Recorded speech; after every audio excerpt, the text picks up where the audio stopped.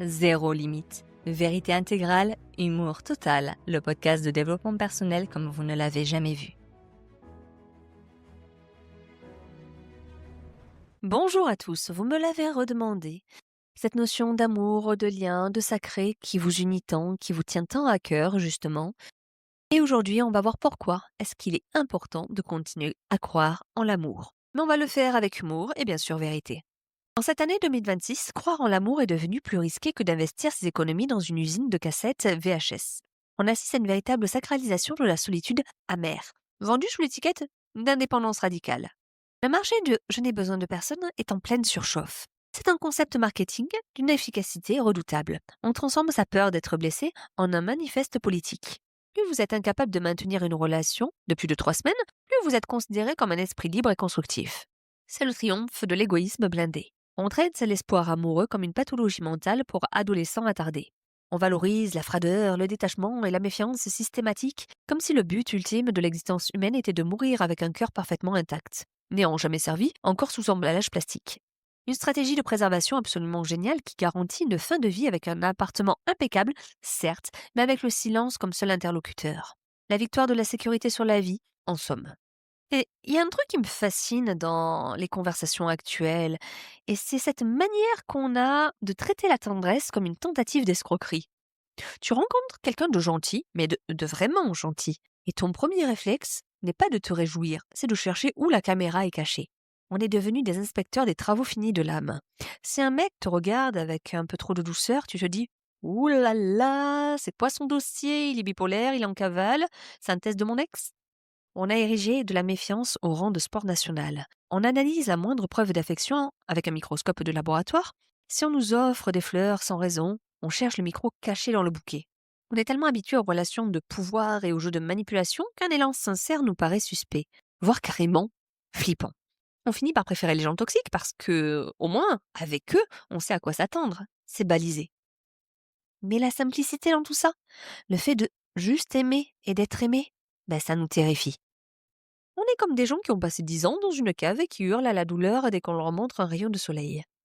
On veut l'amour, mais on passe notre temps à mettre des gilets pare-balles dès que quelqu'un nous dit bonjour avec un trop beau sourire. On finit par se barricader derrière nos petits principes de sécurité émotionnelle. On se crée un bunker avec des abonnements Netflix, une pile de livres de développement personnel, une pizza froide et on appelle ça de l'autonomie. On se raconte qu'on est mieux tout seul, que les autres sont trop compliqués, trop exigeants, trop humains en fait. On porte nos anciennes ruptures comme des médailles de guerre, en jurant à qui veut l'entendre qu'on ne nous y reprendra plus. On regarde les couples qui tiennent dans un mélange de pitié et de jalousie refoulée. On se dit, les pauvres, ils s'enferment, ils ne voient pas ce qu'ils perdent leur liberté. Alors qu'en vrai, on donnerait n'importe quoi pour avoir quelqu'un à qui raconter notre journée sans avoir l'impression de déranger. On se complaît dans cette petite solitude grise, bien propre, bien rangée, où rien ne se passe. On devient gris, on devient acerbe. On évite de sortir de notre zone de confort parce que le monde extérieur est plein de gens qui pourraient nous faire ressentir des trucs qu'on n'a pas prévus dans notre planning. On transforme notre cœur en un musée pour surtout pas avoir à l'utiliser. Et on finit par s'éteindre doucement comme une lampe dont on n'oserait plus changer l'ampoule de peur de faire un court-circuit. La vérité, c'est qu'il est temps de sortir de la morgue sentimentale où vous vous êtes enfermé. Croire en l'amour en 2026 n'est pas un signe de naïveté, c'est un acte de rébellion suprême. C'est la forme la plus haute de courage. Pourquoi faut-il continuer d'y croire ? Parce que l'amour est le seul catalyseur capable de pulvériser votre ego. Sans l'autre, vous n'êtes qu'une boucle fermée qui tourne en circuit court. Vous restez avec vos certitudes, avec vos merdes, avec votre petite manie et vos jugements étroits et vos croyances merdiques. L'amour est le seul miroir qui ne vous flatte pas, qui vous oblige à grandir, à vous confronter à vos propres ombres et à vos limites. Le cynisme n'est qu'une forme sophistiquée de lâcheté. Il est facile de ne plus y croire, il suffit juste de s'abandonner à la déception. Mais rester ouvert malgré les cicatrices, c'est là que réside la vraie puissance humaine.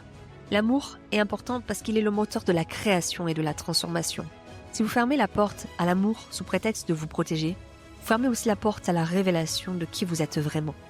Vous n'êtes pas ici pour être en sécurité, vous êtes ici sur Terre pour être vivant. Alors arrêtez de chercher des garanties avant de vous investir. L'amour est un saut dans le vide sans parachute, et c'est précisément pour ça qu'il a de la valeur. Si vous attendez d'être certain de ne pas souffrir, vous ne vivrez jamais. La souveraineté, ce n'est pas d'être invulnérable, c'est d'être capable de se briser et de se reconstruire avec encore plus de lumière. La prochaine fois que vous sentirez l'élan de l'ouverture, Ne sortez pas votre bouclier. Laissez l'autre entrer. Prenez le risque du désordre, de l'inconfort et de la joie brute. Le monde n'a pas besoin de plus de gens protégés. Il a besoin de gens qui ont le courage d'aimer s'enfiler. Posez vos armes, retirez vos armures de pacotille et osez la vulnérabilité radicale. C'est le seul chemin vers une vie qui vaut la peine d'être menée et d'être pleinement vécue.